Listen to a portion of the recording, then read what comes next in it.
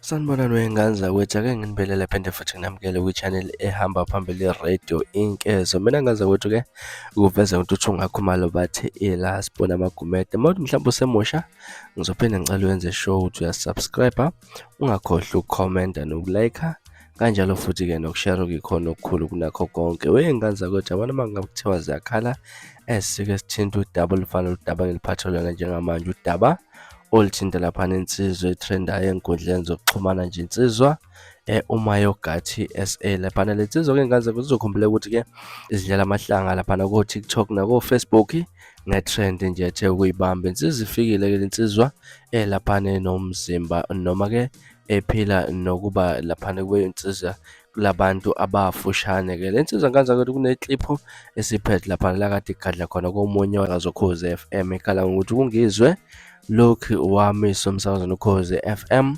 laphana engathi wathi ukuphazamiseka kaphilile ekhanda. Ngane zakwethu angihandi kakhulu mina nayi kliphu kaMayogathi SA edala bhongizwe laphana esho nokusho ukuthi-ke lokhu nje wami emsakazweni engathi-ke akaphilile ekhanda, akazi ukuthi sifunani thina saba semzimkhulu. Angihandi kakhulu ngane zakwethu-ke nayi ikliphu.